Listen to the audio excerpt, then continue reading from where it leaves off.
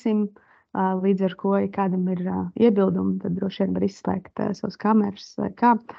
Bet varbūt, Robert, tad es uzreiz varu palūgt, lai tu ieraksti. Notiek jau ieraksts, laikam. Labdien! Es esmu Birta Elīze Auniņa-Kirmuška. Es strādāju Latvijas digitālajā akceleratorā, un šodien mums ir brīnišķīga tēma par mākslīgo intelektu. Un šie webināri notiek reizi mēnesī, un es ļoti priecājos, ka mums ir īstenībā pieteikušies diezgan daudz apmeklētāju, un es ceru, ka būs vērtīgas kādas atziņas, un mēs noteikti varēsim veidot arī sadarbības. Tālāk tad par šīs dienas plānu, jeb šī webināra plānu kopā ir paredzēta stunda. Kā es teicu, būs ieraksts, ja gadījumā kaut kādu daļu nokavējāt vai vēlēsieties padalīties arī ar kādu kolēģi, tad droši šo ierakstu pēc tam mēs arī padalīsimies un to varēs noskatīties arī atkārtoti. Maza arī reklāmas pauzīt no mūsu puses par mācībām, kas norisināsies arī janvārī. Tātad būs gan mācības par digitālo mārketingu, par datu apstrādi, un ar visām šīm mācībām jūs varat iepazīties Latvijas digitālā akceleratora mājaslapā digitallatvija.lv. Bet šodien mēs dzirdēsim tēmu par mākslīgo intelektu un par mācībām arī, kas tiek plānotas nākamā gada februārī. Un, kā jau es teicu, tad tēma interesanta un visnotaļ arī mums ir brīnišķīgi runātāji šodien. Un pirmais runātājs mums ir profesors Evalds Urtāns, kas šodien pārstāv Rīgas Tehnisko universitāti un pastāstīs vairāk jums par mākslīgā intelekta risinājumiem tieši biznesam, kādi tad varētu būt praktiskie piemēri, kur to pielietot un ko izmantot. Tad tālāk mazliet arī pastāstīšu es par atbalsta iespējām, kas tad īsti ir pieejams tieši digitālajām inovācijām, ko piedāvā Latvijas digitālais akcelerators, kas ir viens no Eiropas digitālajiem inovāciju centriem. Un tad arī dzirdēsim par mākslīgā intelekta pamatu kursu, kas sāksies nākamā gada februārī, kā jau es teicu, kur mums pastāstīs profesors no Rēzeknes Tehnoloģiju akadēmijas Pēters Krabusts. Un noslēgsim šīs dienas webināru arī ar brīnišķīgu pieredzi stāstu, ko mums pastāstīs Maksims Stankēvičs, kurš ir uzņēmējs uzņēmumā Apcode, kā tad arī praktiski viņi uzņēmumā pielieto mākslīgo intelektu, un varbūt ir kāda vērtīga arī ieteikumi, ko tad viņš varēs padalīties arī ar jums. Tad došu vārdu uzreiz arī mūsu pirmajam šīs dienas runātājam. Eva, lūdzu, kā saka, skatuvi ir tavā rīcībā. Paldies, var man dzirdēt? Un redzēt arī var, ja? To prezentāciju. Ok, tātad, paldies par ievadu. Izstāstīšu, man liekas, 5 īsus piemērus, kā mēs mākslīgo intelektu esam sadarbībā ar RTU un ar dažādiem uzņēmumiem realizējuši. Un kā viņš reāli praktiski var pielietot ļoti plašā situāciju lokā.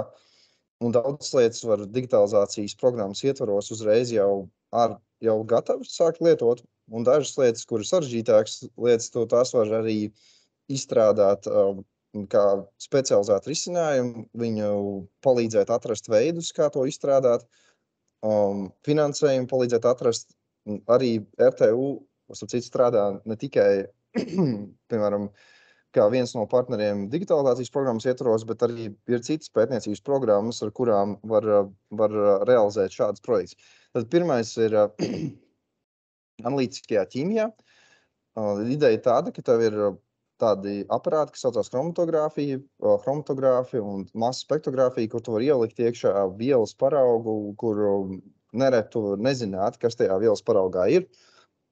Vēl tev, piemēram, var būt situācija, ka tu zini, kam tur jābūt, piemēram, ja tu ražo zāles, vai arī tu esi pārbaudi savu kvalitāti kādam produktam, tur zināt, vai tur ir īstās vielas pareizās koncentrācijās, vai tur nav, piemēram, kāds pesticīds vai kādas citas toksīni.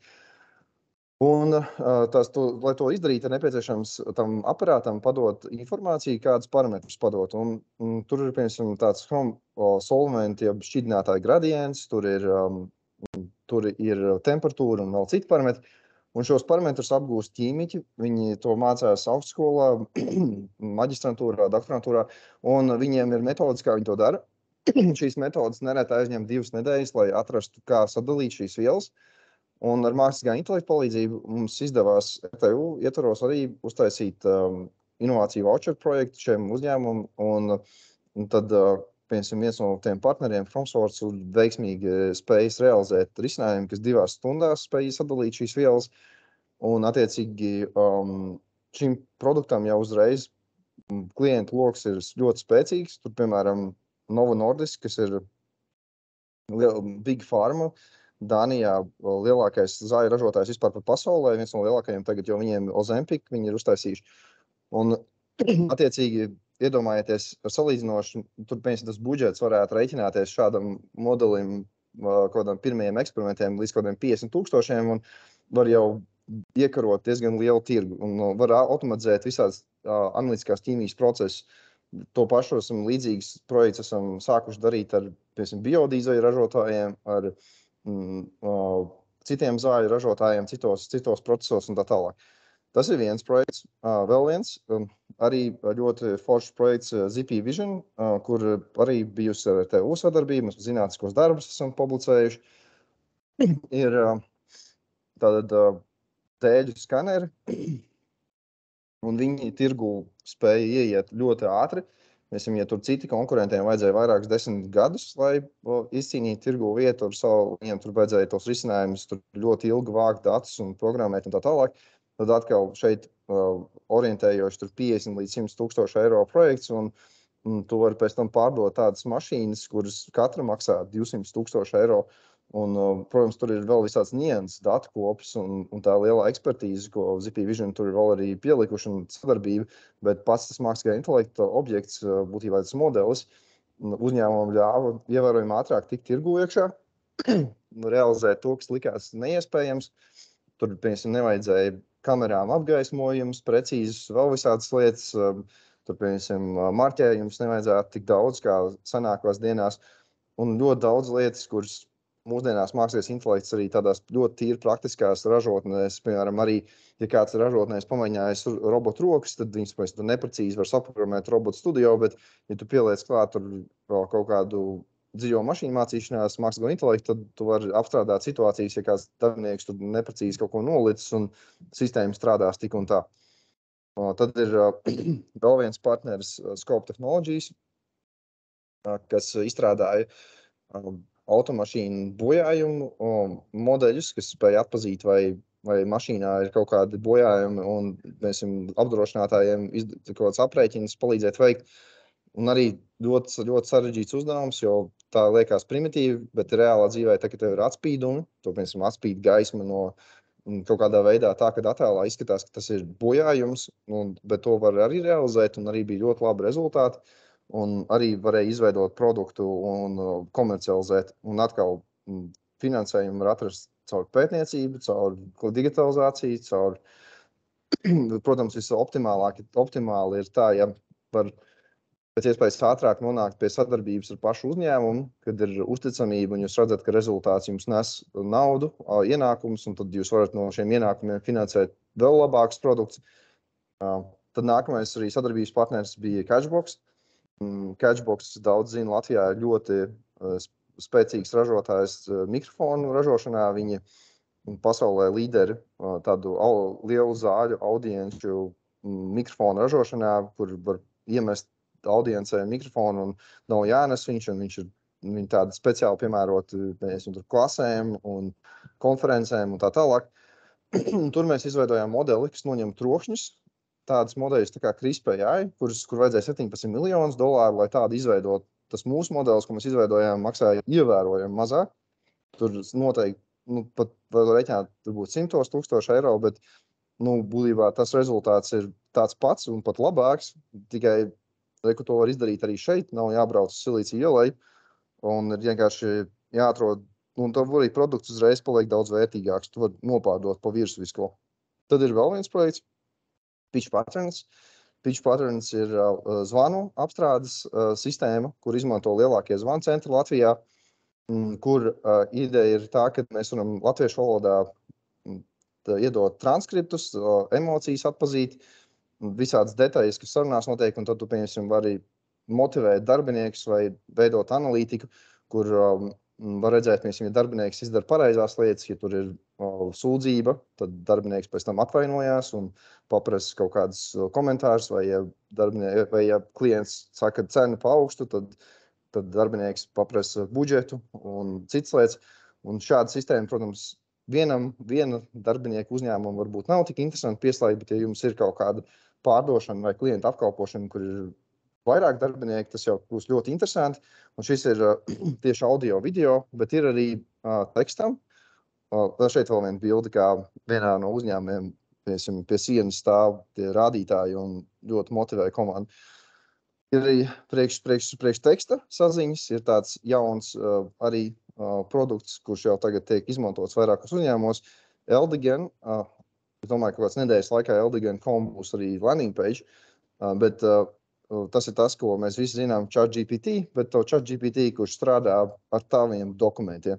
Un nevis tikai tādā vienkārši custom GPT-4 režīmā, bet tu viņu var uzstādīt pie sevīm, tu viņu vari nokonfigurēt līdz tādam līmenim, kad arī, piemēram, tas, ko nevar izdarīt ar tiem custom GPT-4 ir, ja tev, piemēram, klients konkrēti tur, piemēram, prasa kaut kādu, piemēram, saka, es gribu atteikties no pakalpojuma, tad nevis tas čats atbildēs, kā viņam liekas, bet tu vari nodefinēt, kā viņš atbild. Un tad, ja savukārt citos gadījumos, kad tev nav tik svarīgi to komunicēt, kontrolēt, tad tajos gadījumos viņš atbildēs pēc tā datu apjoma, kas ir iedots. Un kā viņi praktiski izmanto, ir dokumentu meklēšanā, jaunu darbinieku apmācībā, ievērojami palielinās ātrums, jo viņš var rakstīt savus jautājumus, un tev ir būtībā tā kā personiskais gudrais asistents var dokumentu pārbaudē. Daudz uzņēmumu, sadarbības partneri, kas pārbauda dokumentus ar šādu tehnoloģiju, piemēram, vai tur ir viss pareizi ievadīts, vai kaut kas nav aizmirsts, vai atbilst standartiem, un arī gatavošanā dokumentu, protams, piemēram, e-pastu sagatavas, vai līgumu sagatavas, vai piedāvājumu sagatavas. Un vēl pa virsmu tam visam ir vēl viena tehnoloģija, ko nepiedāvā GPT-4, ir analītika pēc tam, kad tev tas viss ir uzstādīts, kur tu redzi, klients man jautāja šo, tika izveidot šādu atbildi, un tad tur parādās kaut kāds caurums informācijā, un tas viss ir jau pieejams tādā pakeģā. Tie pēdējie 2 produkti ir tādi, kurus varētu uzreiz realizēt. Tie sākotnējie, kurus jums rādīja, bija vairāk tādi pētniecības projekti. Tā kā ir liels, plašs iespējas, un, piemēram, šādas dokumentu sistēmas, gudrie asistenti, dokumentu pārbaudes, sagatavošanas, e-pasta sagatavošanas ir kaut kas, ko digitalizācijas programmos ietvaros noteikti var ātri realizēt un pienes lielu vērtību gandrīz jebkuram uzņēmumam, kuram ir liela komunikācijas aprite. Tā tas būtu īsumā no manas puses nozluši stop. Ja mums čatā kādu jautājumu uzraksta, es esmu gatavs tagad, ja nē, tad var arī vēlāk, vai arī man var sazināties arī.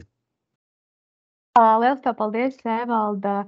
Čatā šobrīd nav jautājumu, bet varbūt es varētu uzdot tev kādu jautājumu par stāstīto. Brīnišķīgs piemērs tu izstāstīji, un man liekas, uzreiz tāds labāks ieskats tajā radās, kas īstenībā notiek, ļoti interesanti. Un es varbūt labprāt pajautātu, kāda ir varbūt tā uzturēšanas maksa uzņēmējiem, ar ko ir jārēķinās, lai ieviestu šo kādu vai risinājumu, cik tas izmaksā? Jā, pētniecības projektiem es teiktu tā, ka tur tas sākotnējais finansējums katrai problēmai, es domāju, ka mazāk par kaut kādiem 50 000, 20, 50 000 gan jau, kad nebūtu, tie bija tie sākotnējie, kurus pēc tam var izmantot nopietnos lielos produktos un procesos. Savukārt tie gatavie risinājumi, gatavos risinājumus var arī nopirkt daudz zemākās cenās. Piemēram, digitalizācijas programmas ietvaros arī ir kaut kādas iespējas līdz 5000 kaut ko procesiem nopirkt.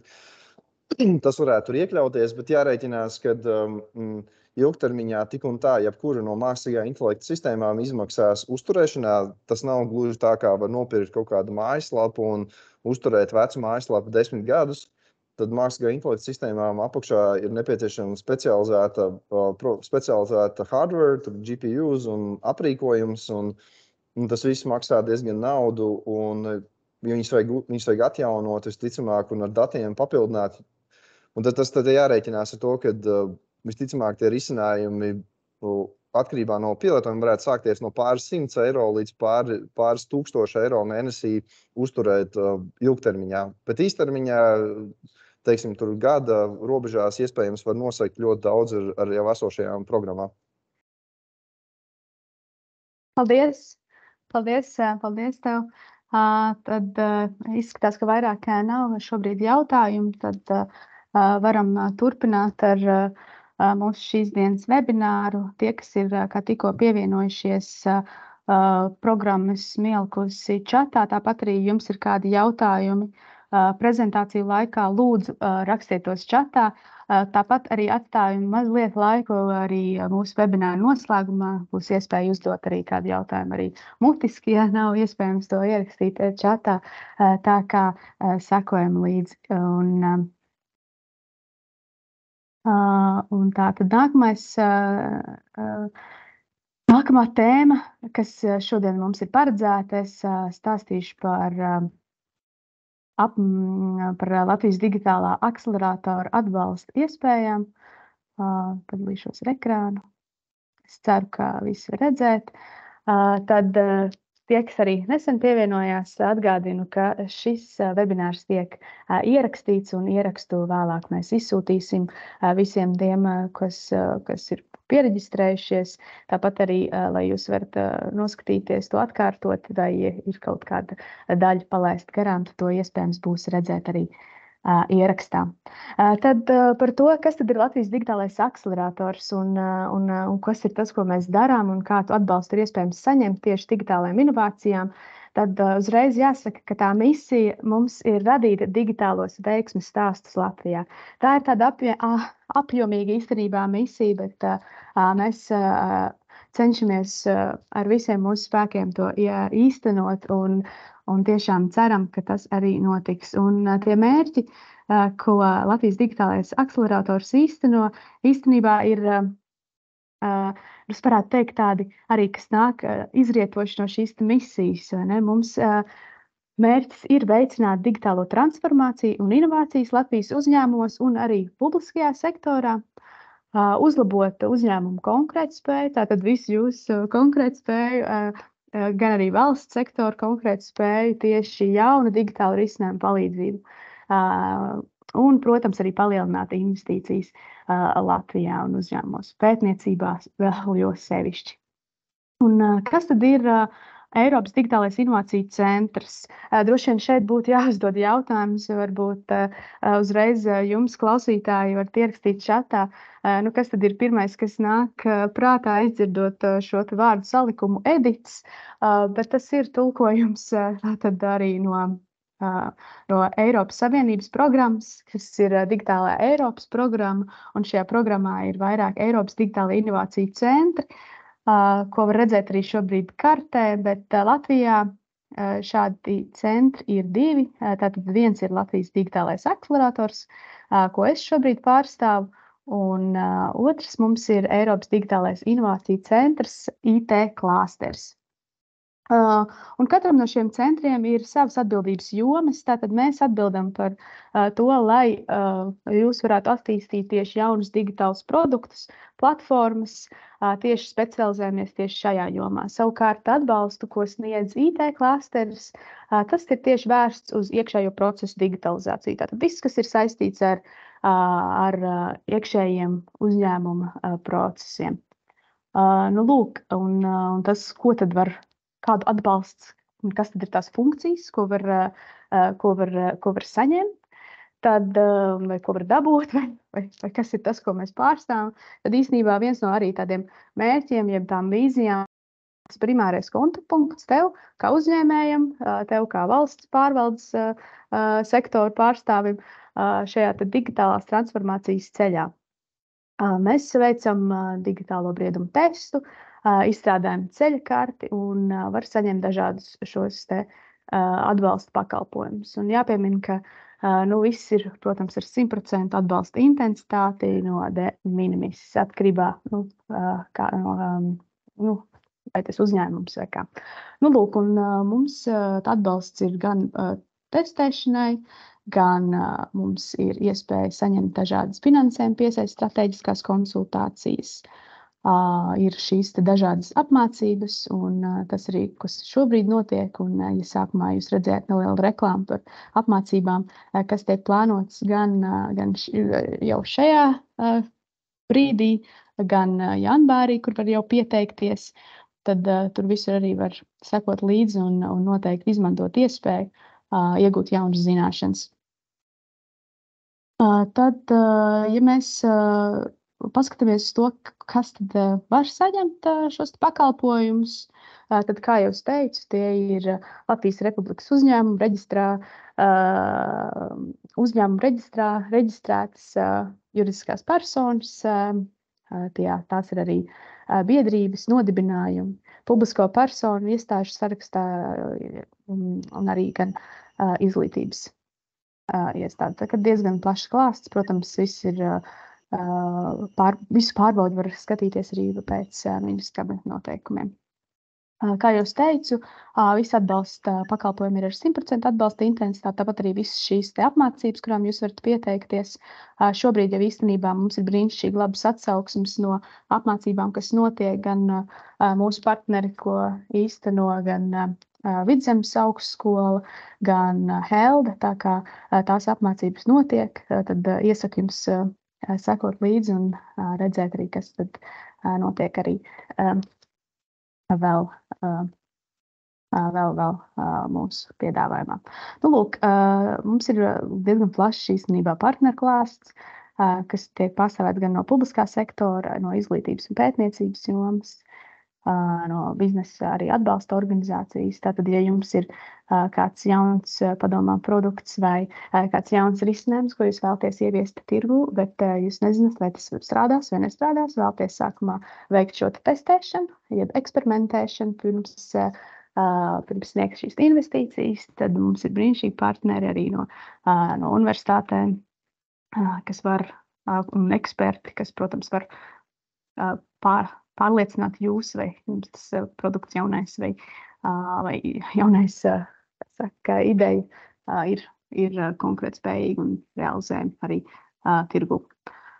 Lūk, tas, ko arī Latvijas digitālais akcelerators, tas mērķis nav, protams, tikai sniegt šos pakalpojumus, bet mums vēl viens mērķis ir veidot šo ekosistēmu un veidot šādus tīklošanās pasākumus, lai savest kopā un veidot šīs partnerības, lai jūs varētu atrast sev piemērotus partnerus. Un tāpat mēs arī vēlamies, mēs labprāt arī, iesaistamies jaunos projektos un izskatām dažādas šīs tīklošanās iespējas. Un tāpat kā arī Eiropas digitālo inovāciju centru tīkls ir visā Eiropā un diezgan plašs. Mēs veidojam arī sadarbības ar dažādām citām Eiropas dalību valstīm.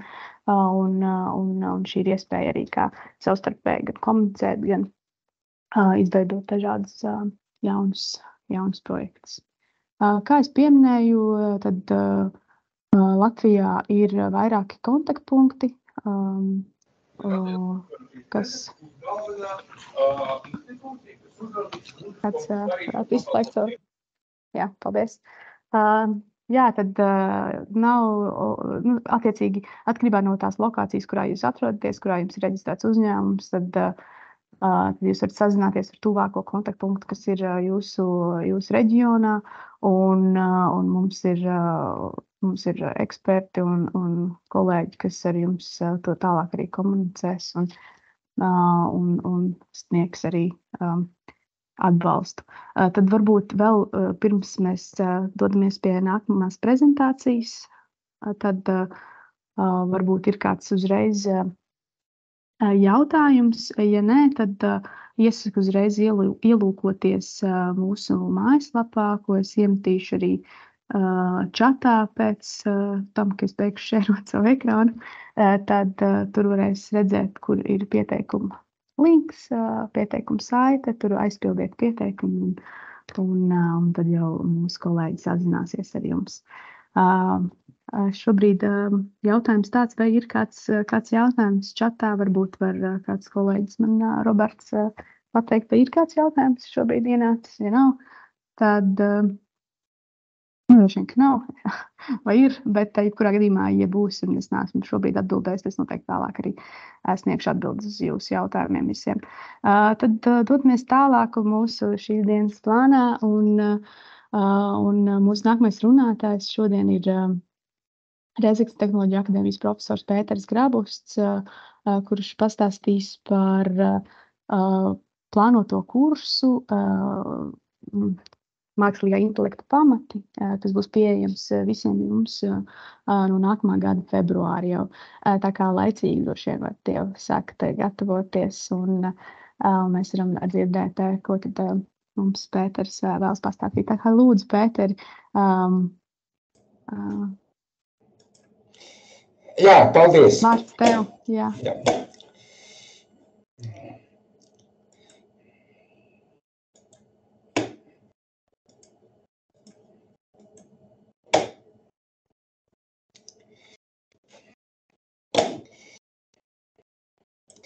Tā, nu cerams, ka viss ir redzams. Tā, labdien, kolēģi, labdien visi klātesošie. Un atšķirībā no iepriekšējā runātāja Ēvalda, kas stāstīja par mākslīgā intelekta pielietojumiem tādos nopietnos projektos, mana misija ir krietni piezemētāka.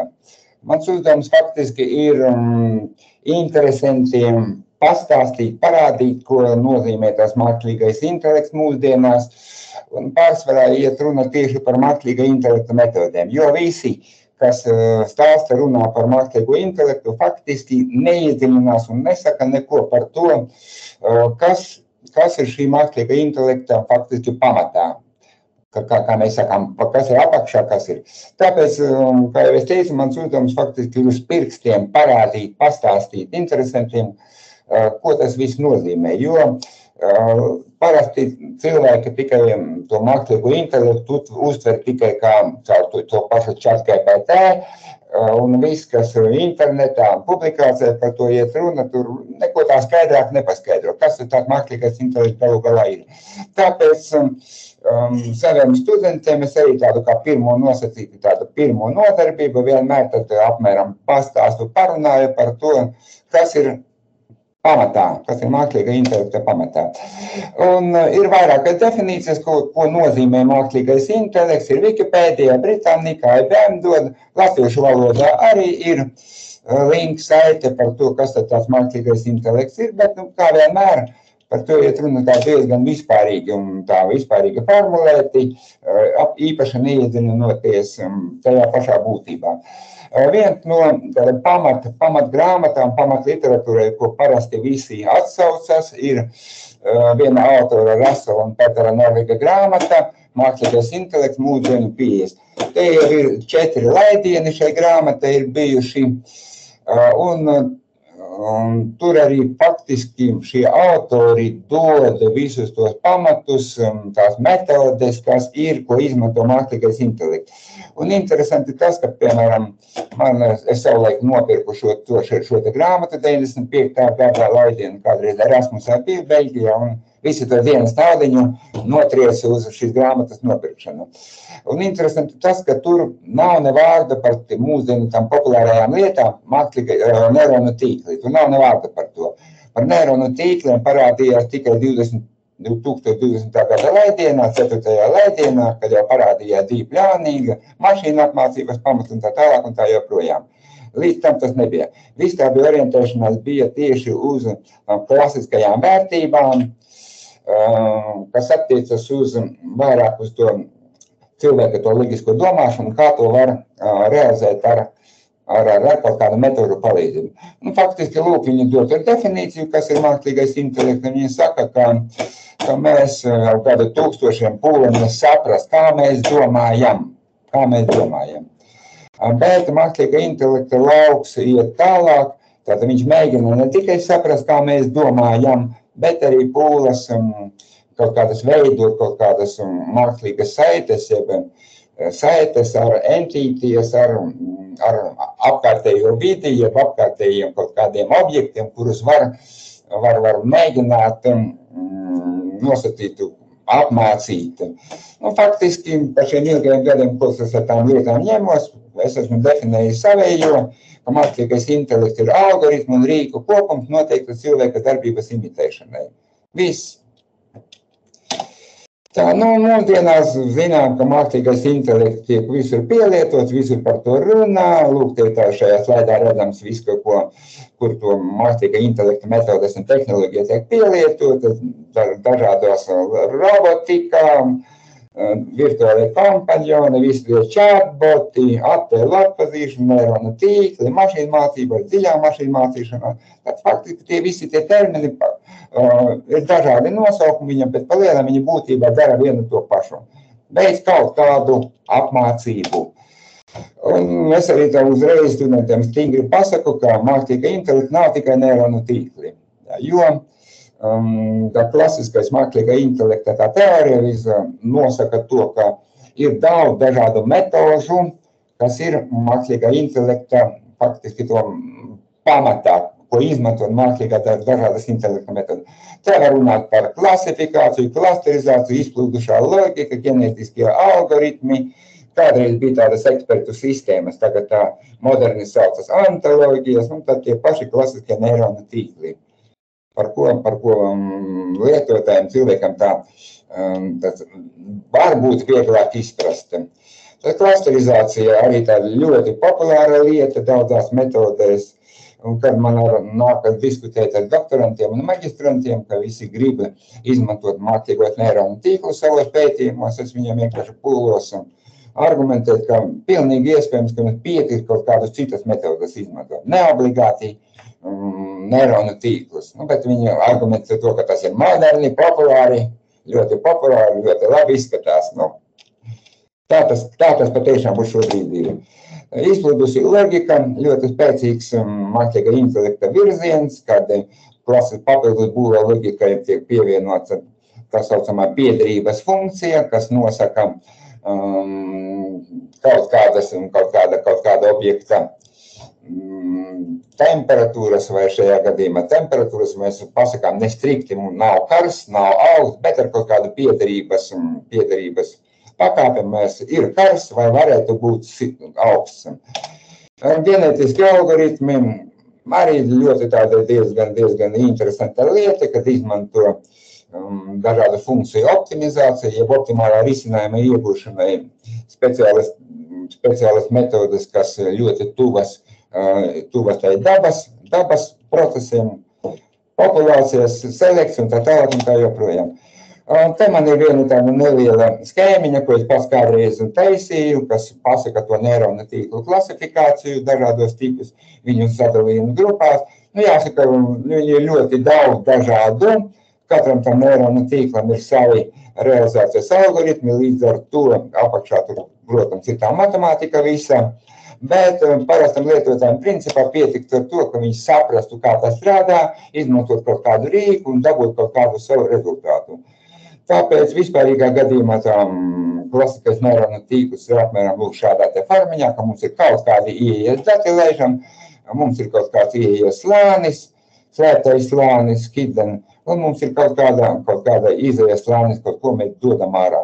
Un principā neironu tīkls ir darbības funkcijas ir diezgan tāda elementāri saprotama, ka mēs padodam iekšā kaut kādus datus, apmācības algoritmus apmācās uz šiem te visiem datiem, slēptajā slānī glabāja dažādu informāciju par šīm realizācijas algoritma darbības rezultātiem, un galā mēs dabūjam kaut kādu klasi, kas nosaka šo objektu, jeb ievada datu piederību tai vai citai klasē. Tāpēc arī mēs sakām, ka neironu tīkls ir faktiski tāds universāls klasifikators, ka viņš spēj apmācīties un klasificēt tos dažādos datus, lai pēc tam uz nepazīstamiem datiem mēģināt noteikt, vai tie nepazīstamie dati, ja kļūdainie dati pieder ar kaut kādu pakāpi piederības pakāpi pieder tai vai citai klasei. Un apmācības procesā pamata lietiņā mēs studentiem rādu šo te programmiņu IBM SPSS modelers. Jāsaka, ka viņš ir patiešām ārkārtīgi jaudīgs šajā ziņā, ka viņš piedāvā ļoti daudz un dažādas mākslīgā intelekta metodas apmācības procesā. Tur ir ieskaitot arī neironu tīkli, dažādi lēmumu koki, klasterizācija, viss kaut kas. Tāpēc, kā jau es minēju, ka manā uzskatā, ka lietotājiem jāprot pielietot kaut kādu rīku, lai dabūtu sev vēlamo, ja vajadzīgo rezultātu. Te ir tāds ļoti vienkārši piemēriņš, kad mums ir kaut kādi ieejas dati, mēs uz šo ieejas datu pamata uztaisām neironu tīklu, tad uzdodam tā dažādās klases, sapratām, kas ir ieeja, kas ir izejā, palaižam uz apmācību, neironu tīklus to apmācās uz šo datu pamata. Un tad mēs taisām testēšanu, tad palaižam iekšā kaut kādus nepazīstamus datus un mēģinām panākt to, lai tas neironu tīklus mēģina noteikt, vai šie dati atbilst kaut kādai tai vai citai noteiktai klasē. Tas ir tāds neliels piemēriņš, kas parāda šajā gadījumā definē kaut kādu klasi, datu klasi un ar kaut kādu ticamības pakāpi, šajā gadījumā gandrīz 100%. Tātad tie faktiski būtu definējumi kā klasikie neironu tīkli. Mūsdienās tagad strauju attīstību ieguvuši tā saucamie dziļā mašīnu mācīšanās, jeb dziļie neironu tīkli, kad, ja ar šiem neironu tīkliem mums nepietiek iegūtās precizitāte, tad mēs gribam viņu vēl vairāk, precīzāk apmācīt to neironu tīklu. Un, ja dati mums ir tādi ļoti sarežģīti, tad, teiksim, attēli dažādi, āboli, bumbieri, viss kaut kas, tad nākas izmantot šādus dziļo neironu tīklu apmācību. Un šajā programmā MATLAB ir tāda iespēja uztaisīt, konstruēt dziļos neironu tīklus. Jāsaka, ka viņiem ir ļoti daudz slāņu. Ja klasiskajā neironu tīklā bija 1 vai 2 slēptie slāņi, tad šeit ir ļoti daudz. Līdz ar to arhitektūra šim neironu tīklam var būt pietiekami sarežģīta. Un katrs tas slānis ir jāapraksta. Tā ka tas ir papildus izpētes avots. Un tā kā mums vienmēr presē raksta, ka neironu tīkls var sākt dumpoties un iziet ārpus paklausības, tad pastāv tāds jēdziens kā AI box, mākslīga intelekta kaste, kad tiek ierobežot nosacīti tas mākslīga intelekta izstrādājumi tiek ierobežot kaut kādā nosacītā kastē, lai viņš nevarētu izlausties ārā. Atkarībā no dažādām situācijām šis neironu tīkls, mākslīgais intelekts nosacīts, kā varētu izlausties ārā. Bet es uzskatu, ka tas vēl ilgi nebūs, jo grūti iedomāties, ka, piemēram, tā programma Excels mūsu mīļā piepieši sāk trakot un kaut ko nejauku darīt priekš mums. Tā ka tas noteikti vēl kādu laiku, tas vēl nebūs. Kas notiek tālāk? Neironu tīkli dominē dažāda veida atpazīšanās, mašīna redzēja, ka šie atpazīstami objekti ir pietiekami sarežģīti, kaut kādi grafiskie faili, izplūdušās metodas tehnoloģijās, visi tie paši putekļu sūcēji tagad strādā ar izplūdušās loģikas principiem, līdz ar to viņiem apmācās tajā teritorijā, tajā istabu apmācās, antoloģija dažādas ekspertu sistējā, pārējās metodas kaut kādas mantiņu dažādos līmeņos, pētījumu līmeņos. Neapšaubāmi kiberkarā ar mašīnām nebūs. Vismaz pagaidām, cerams, ka tā būs. Tad es uzskatu, ka uz šo brīdi mākslīgā intelekta principā kā tāda mēs nevaram teikt, ka ir mākslīgais intelekts, ka ir tikai labi algoritmi un dažādi ietvari, kas realizē kādu no citām mākslīgā intelekta metodēm. Tad tev tāda papildu informācija par tām perspektīvām, par mākslīgā intelekta klonēšanas iespējām, tā ka to viss ir pieejams, viss ir dabūjams un interesantiem ar to var papētīt, labs pētījumu avots. Tā, labi, paldies par uzmanību.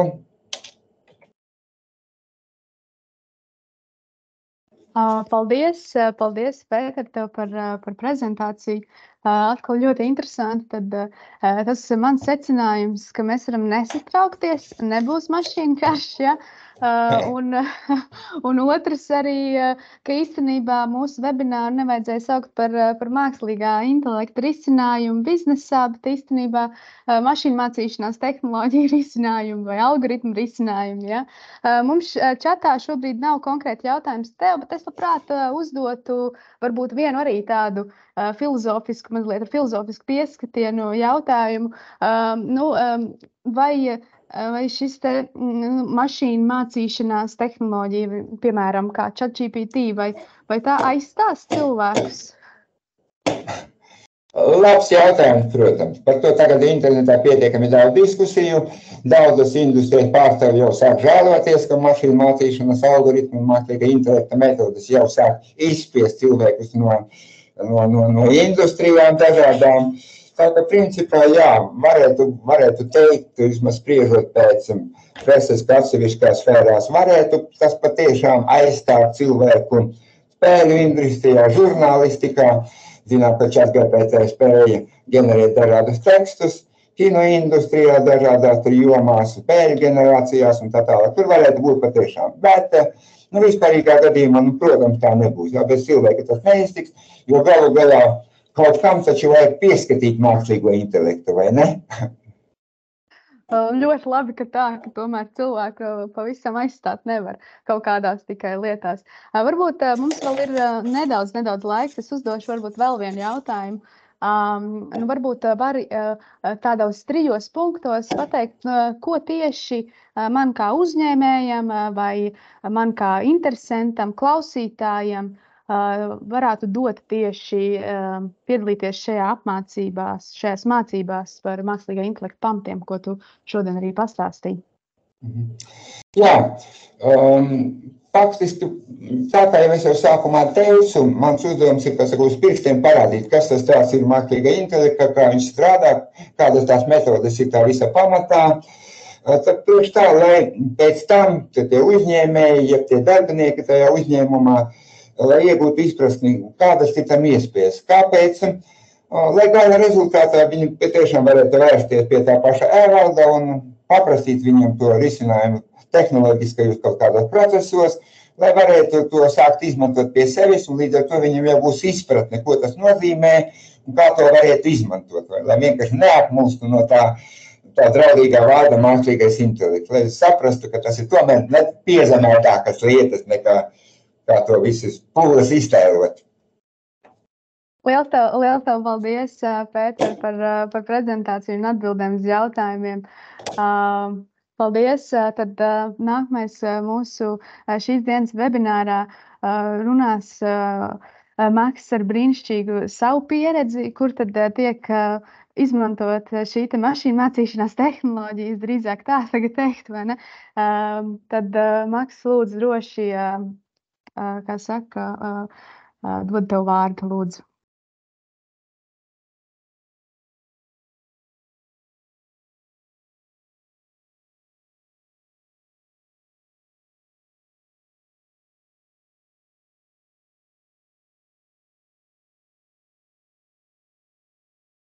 Piedod, varbūt es nesmu vienīgā, bet es nedzirdu to, varbūt arī.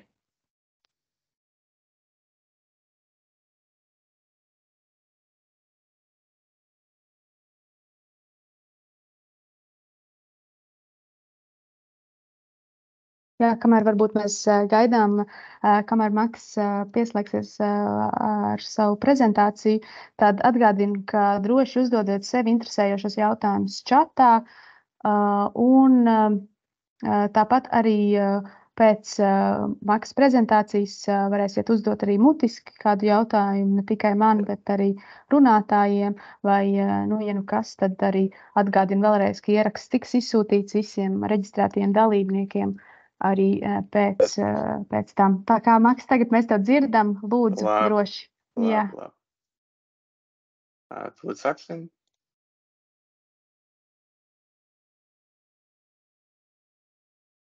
Sveiki! Man ir liels prieks dalīties ar jums par dažiem no pēdējiem jaunumiem mākslīgā intelekta jomā. Vispirms ļaut man iepazīstīt ar mūsu uzņēmumu, apkalpu piedāvājumu plašu programmatūras risinājumu klāstu, tas ietver visu no mājaslapu veidošanai līdz spēles izstrādi. Esmu nodarbojies ar programmatūras izstrādi kopš 9. gada, strādājot pie dažādiem projektiem vairāk nekā 10 gadu garumā. Mana ekspertīze ir jomas, kā .NET, Blazor, React un Unity, bet man arī pieredze ar daudziem citiem rīkiem. Apkārt galvenais fokus ir uz tīmekla izstrādē. 12. gada mēs uzsākām mūsu ceļojumu izglītības jomā, kas turpinās līdz šīm dienām, kā arī vēlāk sākam izmantot mākslīgo intelektu, lai radītu jaunus mācības rīkus. Es vienmēr esmu atvērts jaunajām partnerībām un diskusijām, ja jums interesē apspriest kādus jaunumus vai sadarbības iespējas, droši lūdzu dodiet ziņu pa e-pastu vai noskaniet QR kodu. Sāksim ar jaunākajām ziņām AI pasaulē. OpenAI jaunākā funkcija ļaut veidot un publicēt savas sistēmas GPT veikalā. Lai gan tas atvērt aizraujošas iespējas, tas rada draudus uzņēmumiem, kuri specializējas līdzīgos AI risinājumos. Tādēļ vienkāršība var izspriest mazākus dalībniekus no tirgus. Nesen bijām pārsteigti ar noteikumiem OpenAI. Sam Altman tika atbrīvots no CEO amata valdes lēmuma dēļ, tikai lai gandrīz nekavojoties tiktu pieņemts darba Microsoft un vadītu jaunu AI pētniecības komandu. Šķita, ka daudzi no OpenAI vadošiem pētniekiem bija jau gatavi viņiem sekot. Tomēr dažas dienas vēlāk Altman tika atkal pieņemts darba OpenAI ar nosacījumu par pilnīgu valdes pārveidīšanu. Neskaidrības dēļ ap šīm izmaiņām OpenAI augstākajā līmenī rada problēmas uzņēmumiem, kuri atkarīgi no tās tehnoloģijām. Vadības maiņa un nespējamā fokusa maiņa varētu nozīmēt būtiski izmaiņas attīstības tempa un virziena, radot riskus šiem uzņēmumiem. Ar Sema iespējama un gandrīz izveidota pāriešanu uz Microsoft, viņš nodrošina vēl stiprāku partnerību ar pēdējo un nostiprina tas dominanci AI tirgu. Tāda veida konsolidē Microsoft vadību un izvirza no tālu priekšu konkurentu. Šeit ir daži padomi no mums, lai izdzīvotu tirgus izmaiņas. Ir svarīgi veidot jūsu sistēmas tā, lai jūs varētu viegli pārslēgties starp dažādiem piegādātājiem. Tas novērš iespējamo lockdownu pie viena piegādātāja un uztur jūsu biznesu gatava izmaiņām. Otrais, runājot ar ekspertu kopienu.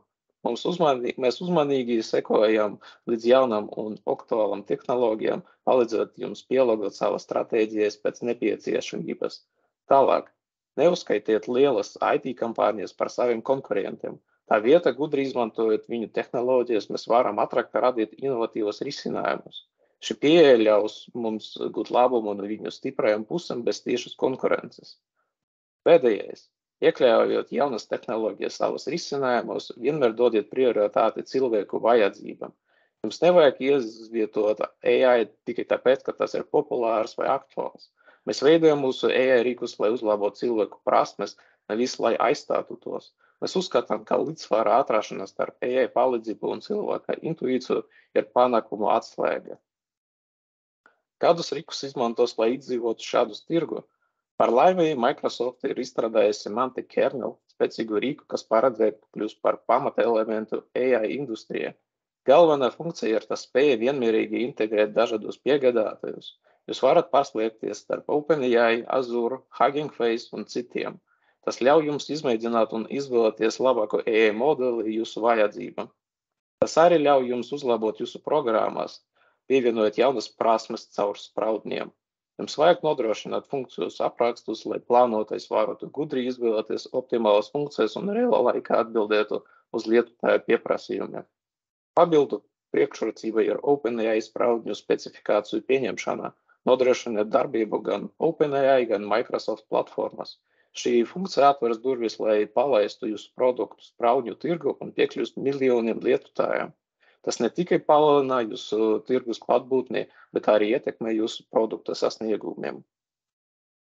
Šeit ir dažas lietas, ko mēs varam jums piedāvāt. Mēs apkārt esam novatori, kas vienmēr atrodas jaunāko izstrādes un tendenču priekšgalā. Mēs koncentrējamies uz programmatūras izveidi, kas ir ne tikai funkcionāla, bet arī lietotājiem draudzīga un stilīga. Mēs risinām problēmas ar unikāliem metodiem, dodot jūsu biznesam konkurentspējīgu priekšrocību. Mēs ne tikai sekojam tendencēm, bet arī vādam ceļu, ātri pielāgoties jaunākajām tehnoloģijām. Šeit ir daži no mūsu dalībniekiem, kuri nodrošina mūsu darbību. Projekta vadītāja Elizabete nodrošina, ka visi projekti norit gludi un no sākuma līdz beigām. Darija apvieno 10 gadu pieredzi pasniedzēja ar dizaina prasmēm, lai izveidotu lietotāju interfeises, kas ir īpaši piemēroti izglītības vīdei. Es arī gribētu dalīties ar mūsu projektu izglītības jomā. EdSil mērķis ir pārveidot mācīšanu par priecīgāku, nepieļaut izdegšanu, palīdzēt skolotājiem vairāk koncentrēties uz mācīšanu un mazāk uz papīra darbiem. Šeit ir ātrs pārskats par to, kā tas darbojas. Vispirms sniedziet kursa nosaukumu, jūs varat iekļaut detaļas, piemēram, priekšmetu, klašu līmeni vai mācību valoda. Tagad sistēma visas procesa gaitā izmantos šo datus, lai pielāgotos jūsu klases vajadzībām. Nākamais solis izveidot mācību mērķus vai ļaujiet jums ieteikt jums kādus sākuma punktus no mūsu puses. Tālāk, dodiet sistēmai zināt, cik stundas jūs plānojat studēt. Tas palīdzēs izveidot mācību programmu, kas ietilpst jūsu sarakstā. Protams, jums vienmēr ir brīvība pievienot savas detaļas vai izmaiņas. Visbeidzot, jums ir dota iespēja pārvērst katru tēmu par aizraujošu mācību aktivitāti. Sistēma vadīs jums, lai padarot katru nodarbību interaktīvu un jautru jūsu studentiem. Pašlaik mēs esam padarījuši mācību programmu veidošana procesu vienkāršāku. Jūs varat apskatīt dažādas ekrānu uzņēmumus no mūsu mājaslapas, kas parāda funkcijas, kas iztieno šo ideju.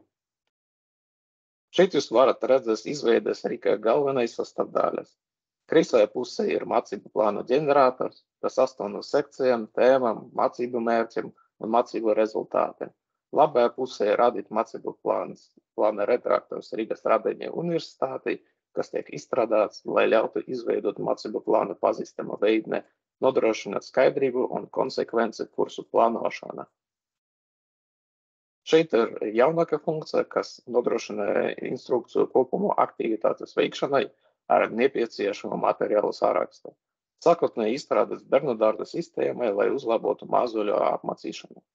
Tomēr šī funkcija ir pielāgojama jebkurai vecuma grupai. Tā ir veidota, lai nodarbību plānošana būtu vienkārša un nodarbības būtu aizraujošas. Ja mums vēl ir laiks, tad mēs varam apskatīt visu video, kā demonstrē sistēmas darbojas. Šeit mēs izvedam klasi, aizbildam kursa nosaukumu, priekšmetu, klašu līmeni.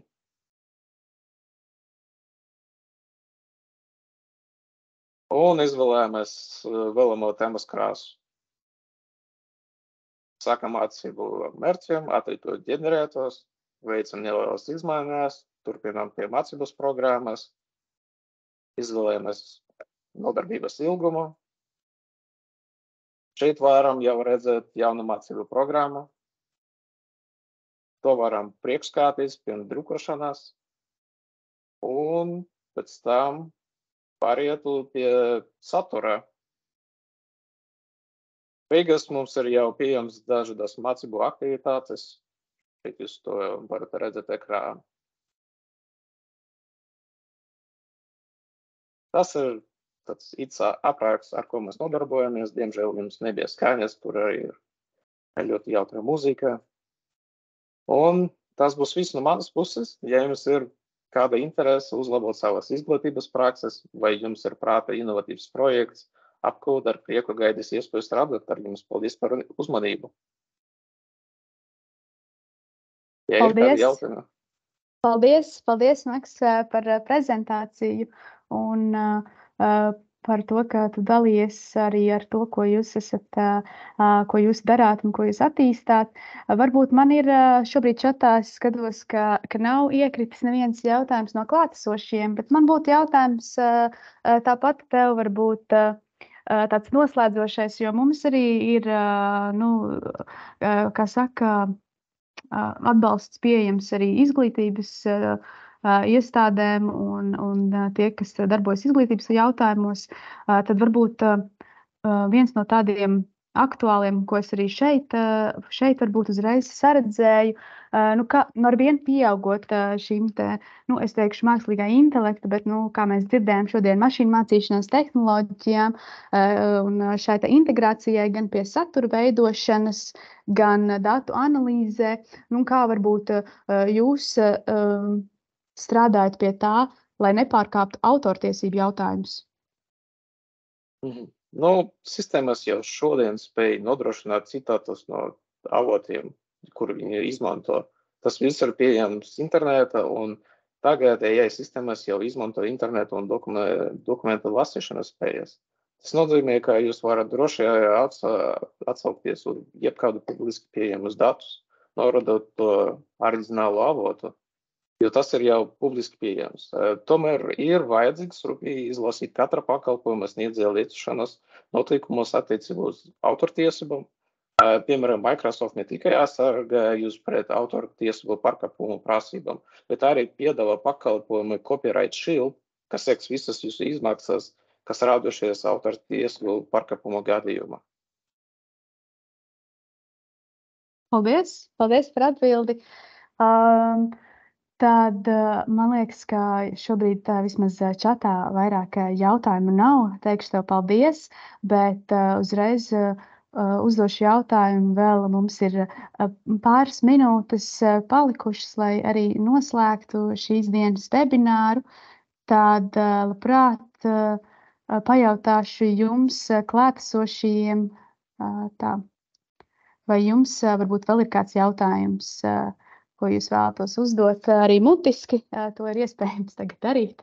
Ja nav, tad padalīšos vēl ar pēdējo slaidu no savas puses, tad atgādinu, sakot līdzi Latvijas digitālā akceleratora mājaslapā ir sadaļa gaidāmie pasākumi. Tur tiek ievietot arī pasākumi un notikumi, kas vēl būs, un tur var droši sekot līdzi. Tāpat arī, ja ir kādi jautājumi, uz kuriem jūs neatrodat atbildes, tad šajā mājaslapā ir iespējams arī izlasīt sadaļu bieži uzdotie jautājumi, un tur noteikti iespējams arī atradīsiet kādu no savām atbildēm. Tad paldies visiem klātesošajiem. Es esmu Elīza un droši varat sazināties ar mani arī pēc webināra. Ja jums interesē gan apmācības, kas tiek gaidītas, gan citi jaunumi, un ierakstu nosūtīsim jums pēc webināra.